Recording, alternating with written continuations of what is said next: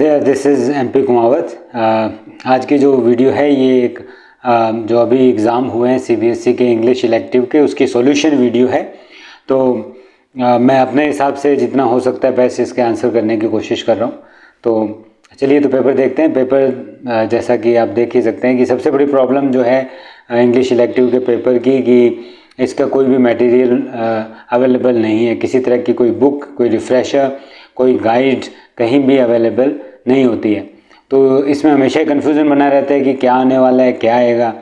तो हालांकि पेपर का लेवल इतना मुश्किल तो नहीं था, लेकिन ग्रामेटिकल के पार्ट के अंदर थोड़ी सी इशू ज़रूर देखने को मिली है। तो चलिए पहले देखते हैं कि अपना जो फर्स्ट पार्ट है, जो रीडिंग सेक्शन है, अनसीन पैसेज है, तो मैं सीधे आपको आंसर बताने वाला हूँ। तो हालांकि इतना मुश्किल नहीं था। तो इसके आंसर्स की बात करते हैं। तो देखते हैं सबसे पहले फर्स्ट क्वेश्चन कि balloons have been used primarily for, कि बैलून्स जो है वो प्राइमरली किसके लिए यूज़ होते हैं। तो इसका सिंपल सा आंसर जो है वो इस पैसेज के अकॉर्डिंग है, साइंटिफिक पर्पसेस। और second question, the advantage of the balloons is that they, जो बैलून्स हैं उनका एडवांटेज क्या है। तो एडवांटेज के अकॉर्डिंग जो आ रहा है कि are much cheaper in comparison to satellites, satellites के कंपेरिजन में ये काफ़ी चीपर हैं, सस्ते हैं। The basket like gondolas, gondolas ये क्या है, इनके बारे में जब डिस्कशन करते हैं अपने पैसेज के अकॉर्डिंग, तो ये क्या है, एक have a device which is fixed in gondola to trigger to snap its ties with the balloon. इस तरह से इसका आंसर दिया हुआ है कि ये जो एक डिवाइस है जो बैलून के अंदर काम करती है एक ट्रिगर के तौर पर। तो इसका आंसर जो है वो है डी बन जाता है, राइट। और उसके बाद आता है फोर्थ क्वेश्चन में।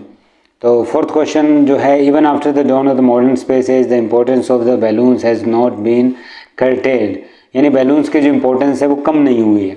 तो इसका आंसर होगा A. As compare to satellites the balloons are more useful to astrophysicist and space agencies because, ऐसा क्यों है कि स्पेस एजेंसीज के लिए काफ़ी हेल्पफुल है या काम आने वाली चीज़ है। ऐसा इसलिए है क्योंकि balloons can reach greater Heights. तो अपने पैसेज के अकॉर्डिंग आंसर देख रहे हैं, ठीक है। तो हो सकता है कि आपने थोड़े अलग किए हों, लेकिन up to my knowledge these are the right answers. फिर बाकी वो डिपेंड करता है एग्जामिनर के ऊपर। तो इसका आंसर फिफ्थ क्वेश्चन का हो जाएगा ए। तो उसके बाद आगे चलते हैं, सिक्स क्वेश्चन पर आते हैं। The balloons are mostly use by institutes and universities, क्यों यूज़ किए जाते हैं बैलून्स को। तो इसका आंसर बनता है रिसर्च वर्क, मेन काम ही रहता है रिसर्च करना। उसके बाद है बैलून इज़ रप्चर्ड, एक बैलून कब डिस्ट्रॉय होता है, उसमें नुकसान कब होता है। तो इसका आंसर जो रहेगा वो है to snap its ties with the gondolas, gondolas से अलग होने के लिए। इस तरह से बैलून को बास्केट जब उसके अलग करते हैं तब ये यूज़ होता है। तो इसका आंसर सी रहेगा। और उसके बाद वाला जो क्वेश्चन है वो है 8th नंबर क्वेश्चन। इसके अंदर देखते हैं, the balloons are more tempting device for surveillance comparison to drones and satellites because, वो ड्रोन्स या सैटेलाइट्स के बजाय उनसे कंपेयर करें तो ज़्यादा टेम्पटिंग डिवाइस है। ऐसा क्यों है, किस वजह से। तो इसका आंसर रहेगा B, they can hover over the area for a longer time, एक ही एरिया के ऊपर काफ़ी टाइम तक होवर कर सकते हैं, मंडरा सकते हैं, इसलिए। Next question, the balloons escape the radars of the enemy as, कैसे वो रेडार से एस्केप कर जाते हैं, उसके पीछे क्या रीज़न है। They are flagged as slow moving birds, क्योंकि उनको स्लो मूविंग बर्ड समझ लिया जाता है, इसलिए वो बच जाते हैं सैटेलाइट से, राइट। और 10 नंबर क्वेश्चन जो है, in paragraph 12 the word recalibrate has been used to mean, recalibrate का मतलब क्या होता है, कैलिब्रेशन करना किसी भी डिवाइस को। तो इसमें री मॉडल जो है वो नहीं हो सकता, क्योंकि नया मॉडल बनाना होता है। रीबिल्ड के अंदर भी कोई नया कंस्ट्रक्शन करना होता है, रिकंस्ट्रक्ट का मतलब ही कंस्ट्रक्ट करना होता है। तो इसका आंसर रहेगा सी, री एडजस्ट करना। जो भी मशीन्स हैं, सैटेलाइट्स या जो भी डिवाइसेस हैं, उनको री एडजस्ट करना होता है। उसके बाद आते हैं नेक्स्ट 11 नंबर क्वेश्चन पर। तो इसके अंदर देखते हैं क्या है, unlike drones and satellites the balloons, ऐसा क्या है बैलून्स जो ड्रोन्स और सैटेलाइट से अलग हो जाते हैं। तो इसका आंसर रहेगा ए, दे आर लाइट, वो बाहर में बहुत ज़्यादा कम होते हैं।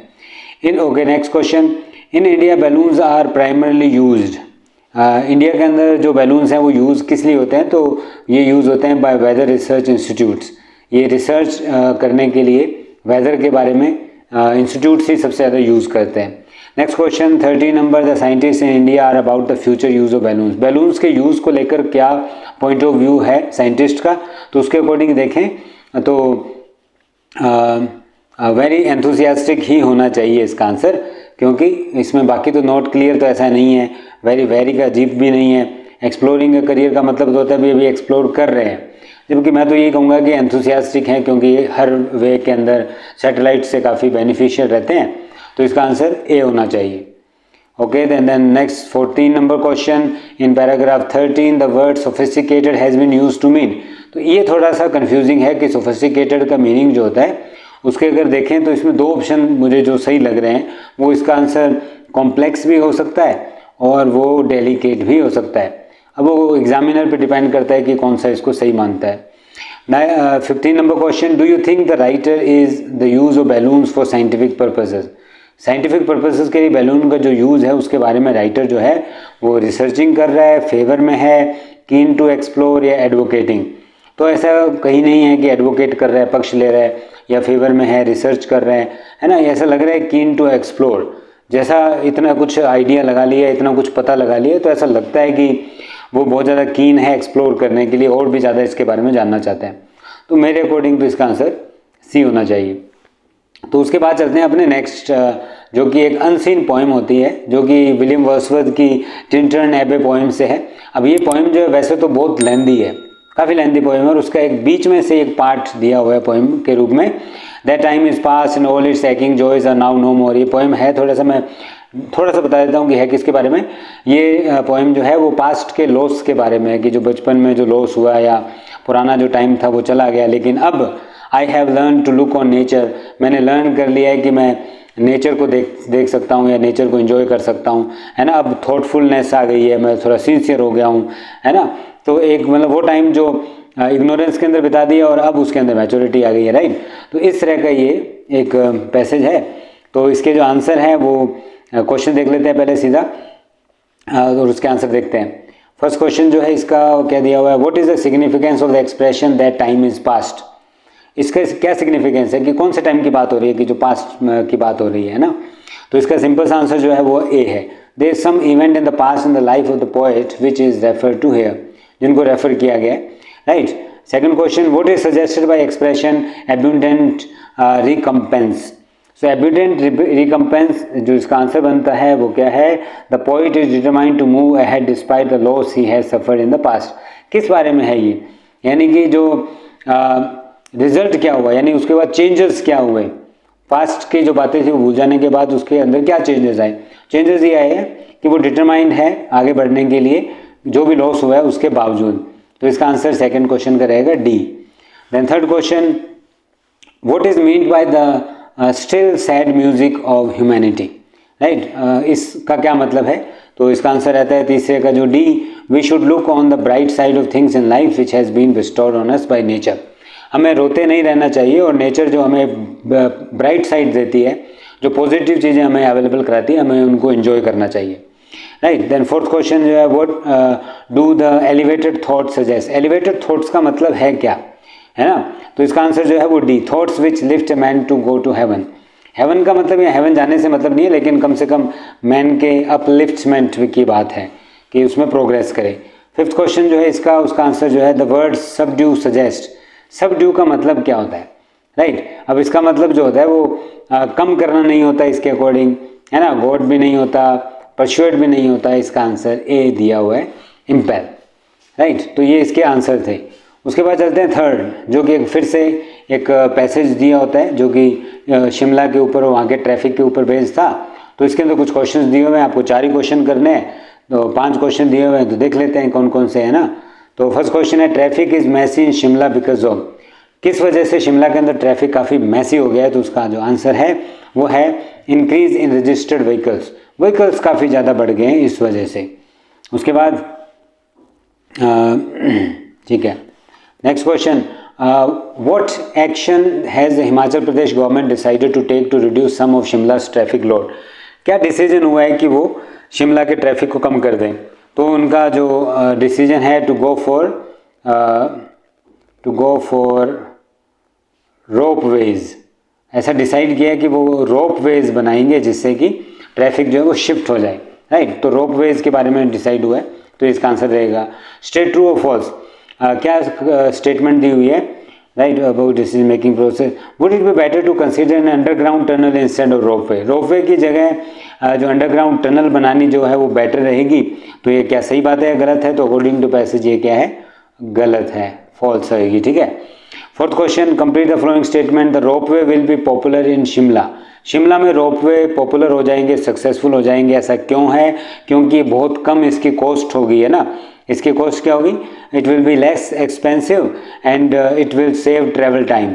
इस तरह से अपने इसका आंसर लिख सकते हैं, राइट। फिर state a point in support of given opinion, या फिर इसका आंसर अपने इसमें भी लिख सकते हैं। इसमें सिंपल सा काम है कि इसमें कितना पैसा लगेगा। It will take 50 rupees only for up to 10 kilometre journey, right. That's it, that's why. फिर state a point in support of given opinion. General public would prefer to travel by ropeway. General लोग जो है ropeway से जाना पसंद करेंगे, तो क्यों? इसका रीज़न एक तो यही है कि इसका जो एक्सपेंस होगा, किराया कम होगा। इससे क्या होगा? टाइम बचेगा, ट्रैवल टाइम जो है वो कम हो जाएगा लोगों का, है ना। एनवायरनमेंट में बेनिफिट होगा, पोल्यूशन कम होगा और लेस एक्सपेंसिव तो है ही। तो लोगों के लिए काफ़ी इसके बेनिफिट्स रहने वाले हैं, इसलिए लोग इसको पॉपुलर कर लेंगे या इसको अपना लेंगे। तो इस तरह से ये तो था थर्ड क्वेश्चन के आंसर। और इसके बाद आगे मूव करते हैं। जो सबसे डिफ़िकल्ट पार्ट है इस पेपर का वो है इसके ग्रामर पोर्शन। तो ये मेरे पास एक पेपर है किसी बच्चे का और इसमें थोड़ी सी गलतियाँ तो हैं, लेकिन अब उन्होंने अपने हिसाब से बेस्ट ही किया है। इससे बेस्ट हो भी क्या सकता था इस तरह के टॉपिक्स में, क्योंकि बड़ा ही वास्ट टॉपिक है, बहुत ही बड़ा टॉपिक है ट्रांसफॉर्मेशन, और कुछ भी कंफर्म नहीं है पहले से कि कौन से वाला पार्ट ही आएगा। तो रैंडम क्वेश्चन आए हुए हैं, तो चलिए अपने इनको कम से कम सॉल्व तो कर ही लेते हैं।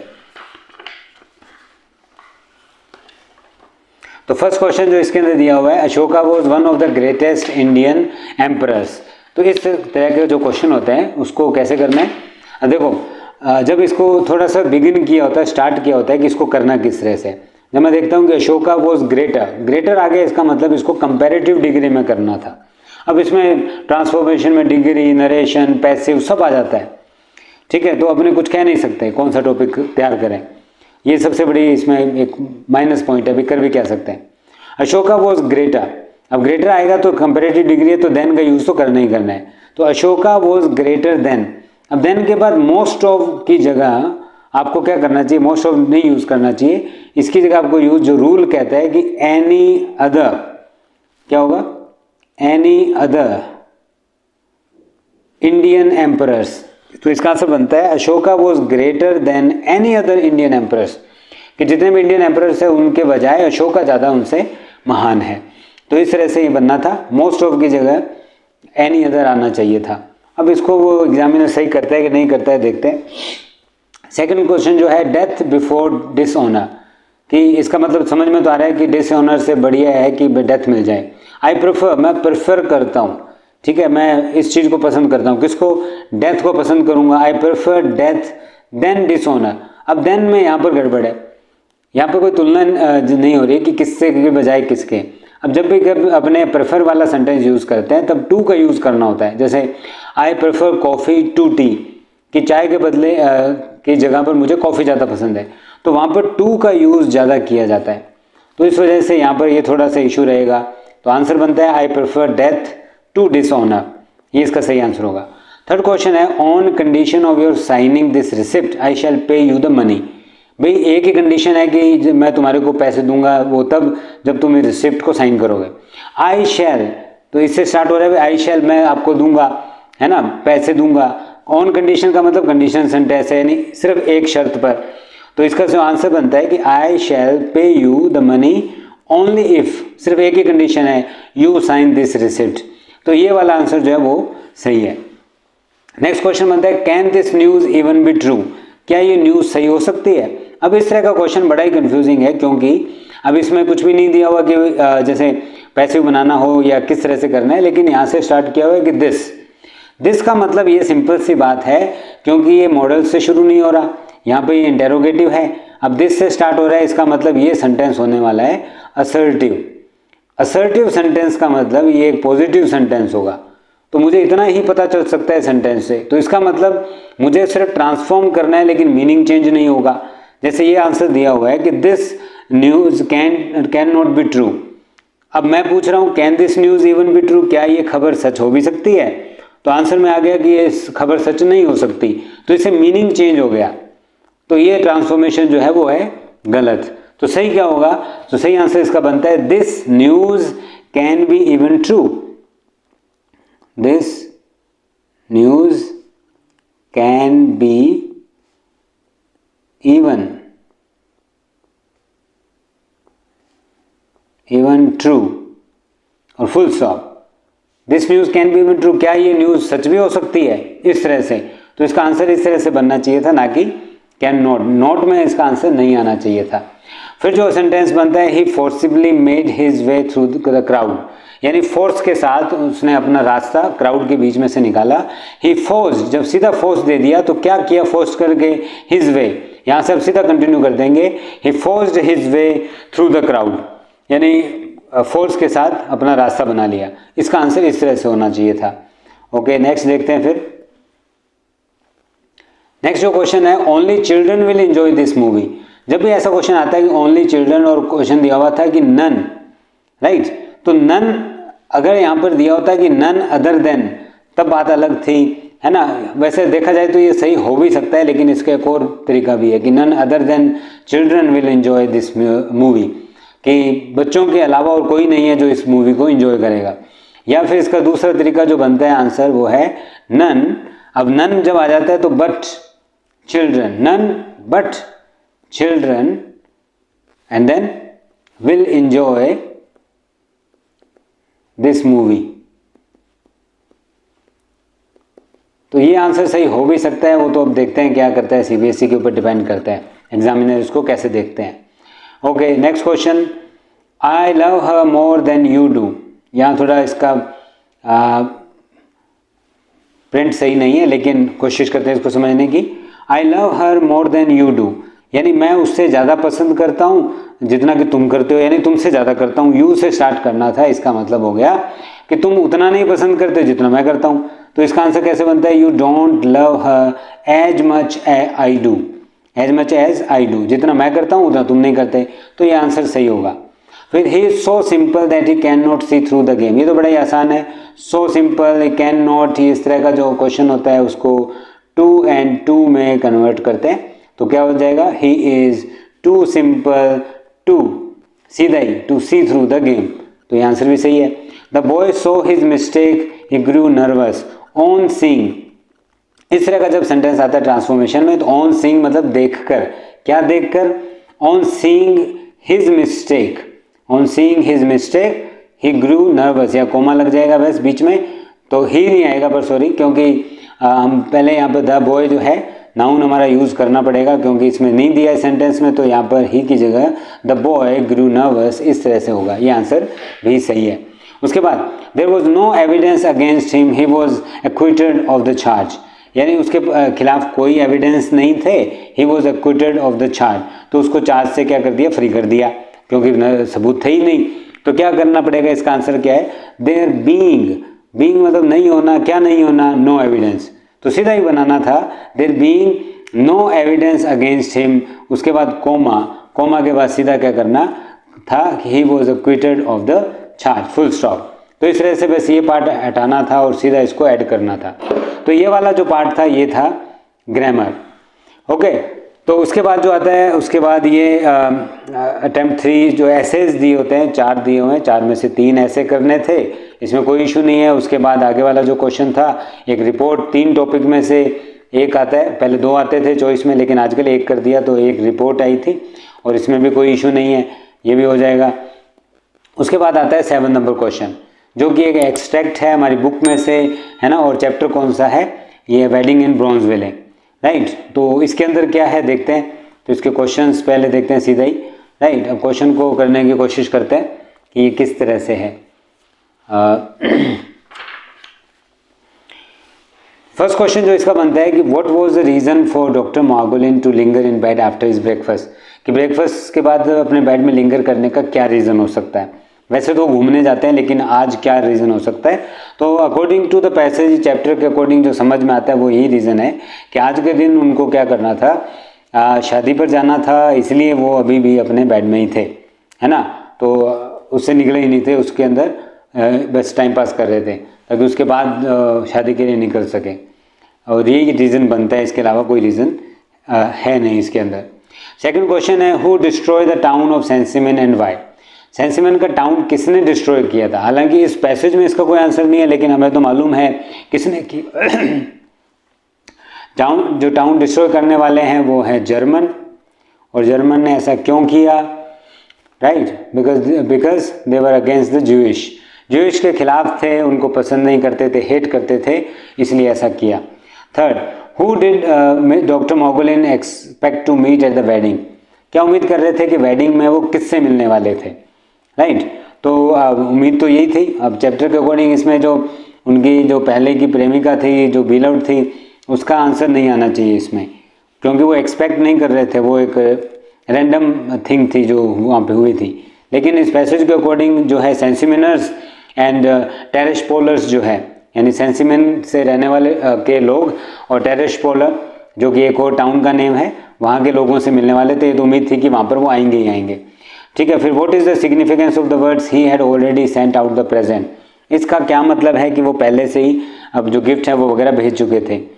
इसका मतलब तो यही बनता है कि गिफ्ट भेज देने का मतलब होता है कि वो भी जाने वाले हैं, यानी वो पहले से ही मन बना चुके हैं कि वो वहाँ पर शादी को अटेंड करने के लिए जाएंगे। गिफ्ट तो भेज दिया है, अब वो खुद जा रहे हैं। राइट, फिर who were the Sensiminers and why did they settle in New York. Sensiminer थे कौन और वो न्यूयॉर्क में क्यों सेटल हो गए? ठीक है, तो सबसे पहले बात तो जो सेंसिमिनर्स हैं वो सेंसिमिन टाउन के जो हैं वो नेटिव ज्यूइश रेजिडेंट है, ज्यूइश लोग हैं जो वहाँ रहते हैं। और हालांकि उनको मजबूर कर दिया गया। क्यों न्यूयॉर्क में सेटल हुए? Because they were compelled to flee the town after the German destroyed it. Germans ने जब उनके गांव को डिस्ट्रॉय कर दिया तब वो न्यूयॉर्क के अंदर आकर शिफ्ट हो गए। Find the word in the extract which is opposite in the meaning to the word perished. तो पेरिश्ड का अपोजिट मीनिंग, अब पेरिश का मतलब तो तबाह करना, बर्बाद करना होता है। तो इसके दो वर्ड जो समझ में आ रहे हैं, पहला तो होता है सर्वाइव करना, ये हो सकता है क्योंकि तबाह करने का अपोजिट होता है सर्वाइव करना, बच जाना।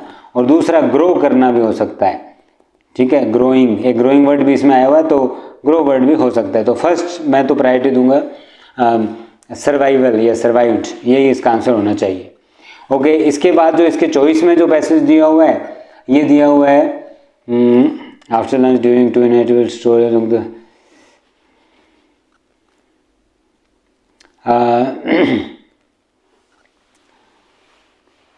ठीक है, आई सेल माई ड्रीम्स में से ये दिया हुआ है। राइट, इसके कुछ क्वेश्चंस हैं, वो देख लेते हैं फटाफट क्या क्वेश्चंस हैं।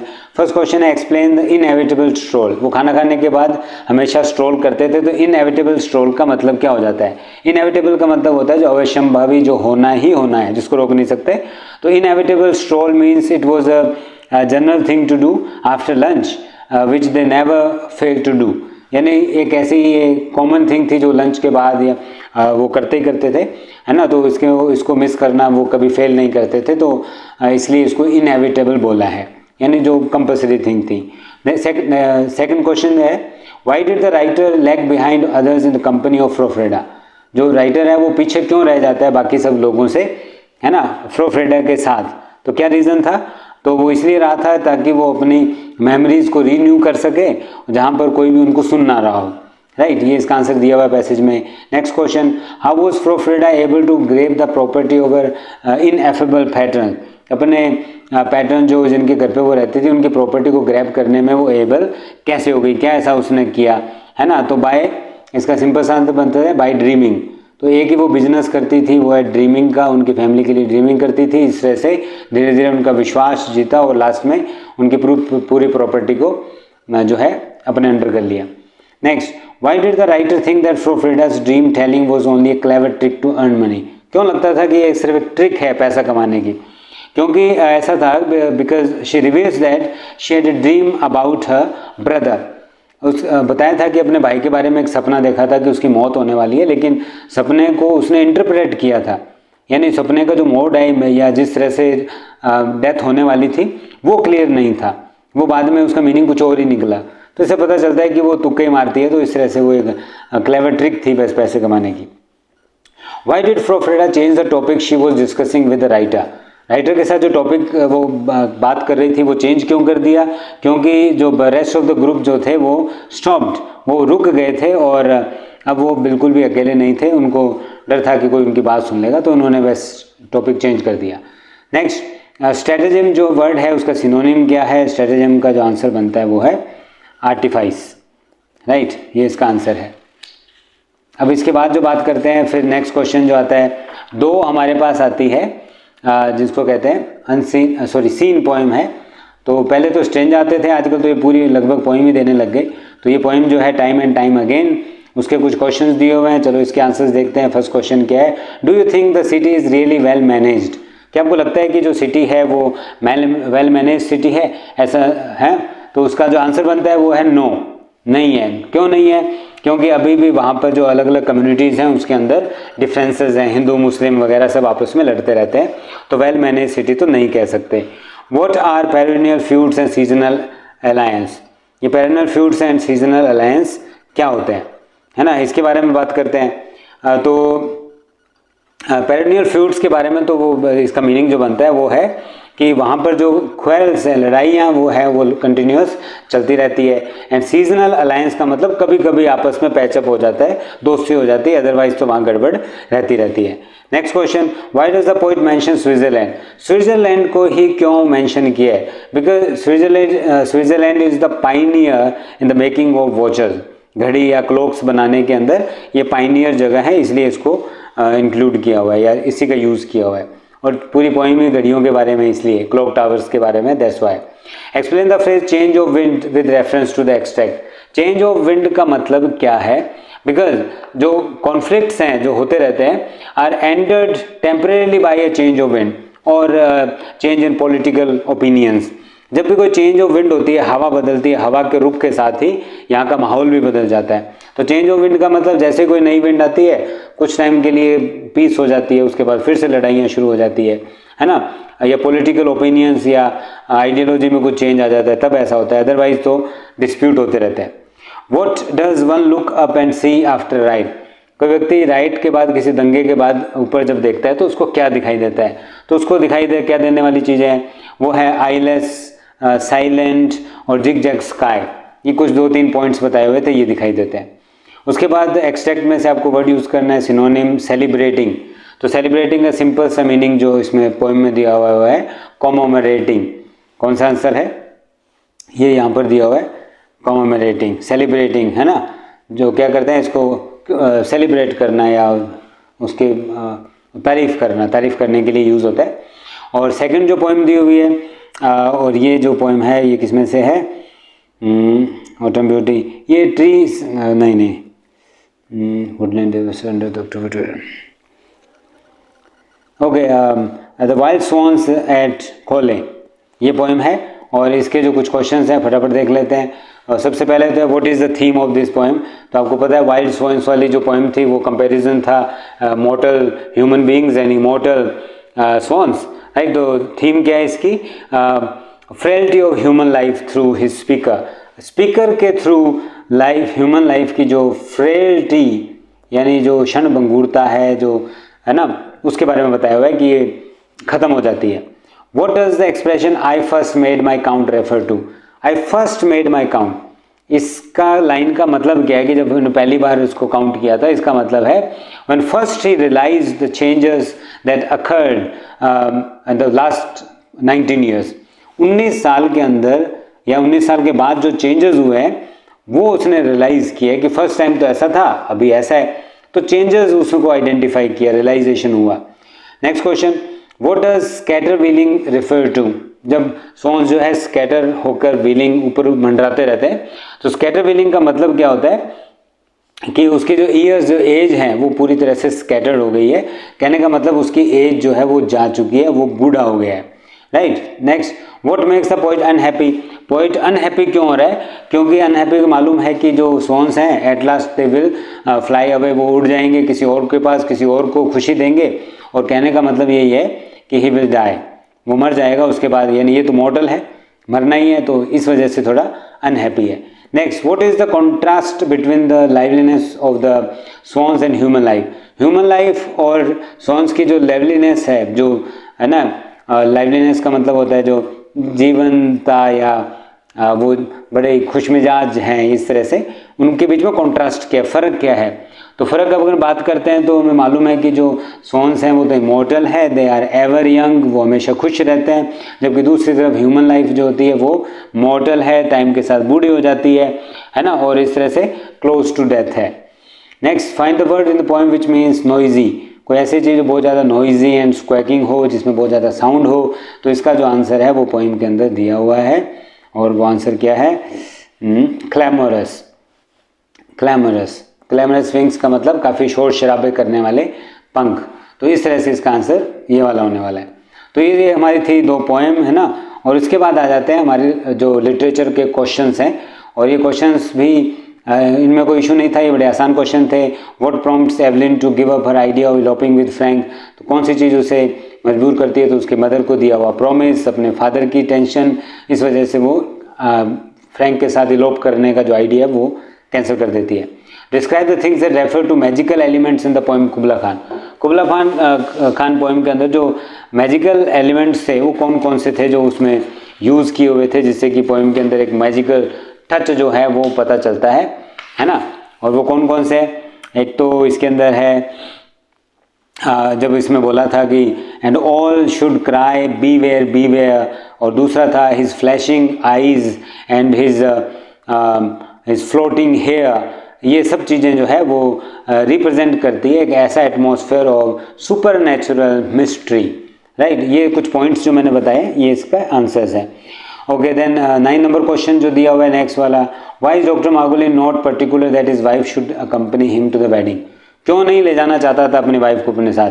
क्योंकि he was ashamed of the mess that American Judaism was, है ना, जिस तरह की अमेरिकन जुडिज्म जिस तरह का मैस क्रिएट करते थे अपने प्रोग्राम्स में, वेडिंग में, और जब वो बार मित्ज़वा ये एक टर्म आई थी, एक प्रोग्राम होता है ना, जब बच्चे का नामकरण वगैरह होता है, इस प्रोग्राम में लेके जाते थे, तो वहाँ के जो कस्टम्स हैं वो काफ़ी डेटोरेट हो गए थे, और उस वजह से उसको थोड़ा इंसल्टिंग फील होता था, क्योंकि डॉक्टर मार्गोलिन की वाइफ जो थी वो क्रिश्चियन थी। वो सोचती थी भी ये क्या है, इन्होंने सब कुछ खराब कर दिया, इसलिए नहीं ले जाना चाहते थे। Okay, what impression do you make of Pablo Neruda from his manner of eating. जो पैब्लो नेरुदा का खाने का तरीका था उससे आपको क्या पता लगता है? तो भाई पैब्लो नेरुदा जो थे वो ग्लूटियस थे, काफ़ी पेटू थे, खाने वाले, यानी खाने के शौकीन थे, है ना। He like to gobble up a variety of dishes, काफ़ी सारी चीज़ें खाना पसंद था एट अ मील, है ना। And craved for strange foods, और हमेशा अजीब अजीब तरह के फूड्स के लिए वो क्रेविंग उनके मन में रहती थी, ये उनके बारे में पता चलता है।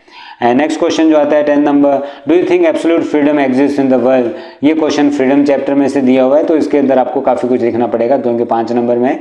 तो फ्रीडम एग्जिस्ट करती है नहीं करती, हमने नॉन फिक्शन के अंदर पढ़ा हुआ है कि फ्रीडम वो नाम की रहती है, और लोगों को लगता है कि वो फ्रीडम में है, लेकिन उसकी अलग अलग टर्म्स हैं।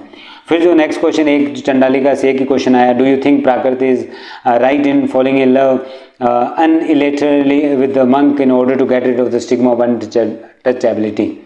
अछूत का जो एक स्टिग्मा लगा हुआ था उससे बचने के लिए वो जो है मंक के साथ जो है लव के अंदर आ गई थी, उसको प्यार हो गया था। क्या इस पॉइंट पर प्रकृति सही थी? तो इसका आंसर हम आराम से कर सकते हैं कि वो सही नहीं थी। इस तरह से वो क्या कर रही थी, उसको भी खराब कर रही थी, मंक की भक्ति या उसके डिवोशन को भी वो स्पॉइल कर रही थी। इस तरह से इसका आंसर है। और फिर जो लास्ट के क्वेश्चन बनते हैं 11, 12 एंड 13, और ये क्वेश्चन जो आपको पता ही है ये कहाँ से आते हैं, नोवेल में से आते हैं, तो इसमें भी कोई इशू नहीं है ना। ये क्वेश्चन कैसे थे, जैसे do you think absolute what prompts Raja the tiger to make peace with the tigers and live together. क्या किस चीज़ ने टाइगर्स के साथ प्यार से रहने के लिए, है ना, उसको सजेस्ट किया या एडवाइस किया। तो वो हमें मालूम है कि एक जैकल जो उसने एक एडवाइस दी थी कि जब आप दोनों एक साथ आ जाएंगे, आपकी जो जॉइंट फोर्स होगी वो बहुत भी ज़्यादा पावरफुल होगी, बहुत ज़्यादा ग्रैंड होगी, उसकी मुकाबला कोई नहीं कर सकता।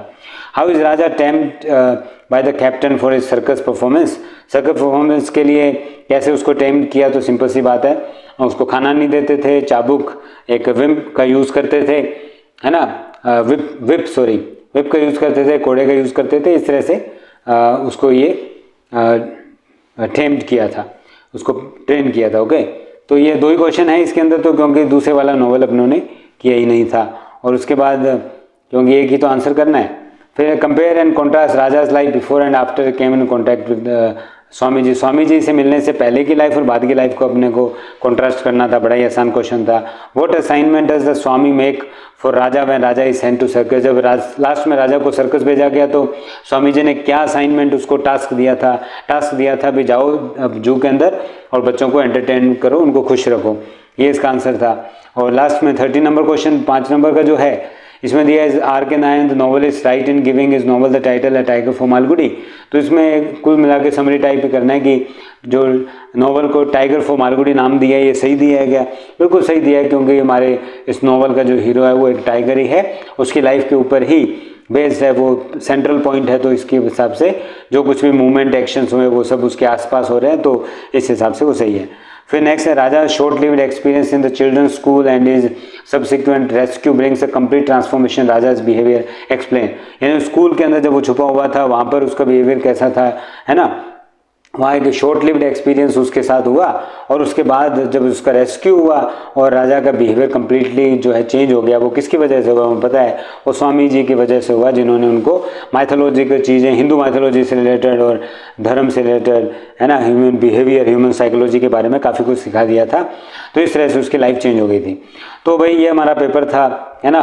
उम्मीद है कि आपने अच्छा ही किया हो, ज़्यादा से ज़्यादा अच्छे हो, और बाकी टेंशन लेने वाली बात नहीं है, CBSE है तो थोड़ा सा लूज मार्किंग भी रहने के चांसेस तो रहते ही रहते हैं। बाकी आपने, क्योंकि हमारे पास कोई मटेरियल नहीं था, फिर भी आपने इसका एग्ज़ाम को अच्छे से किया है, तो उसके लिए तो आपको प्रेज बनती है। और मैं तो विश करूँगा good luck for your future. Thank you very much.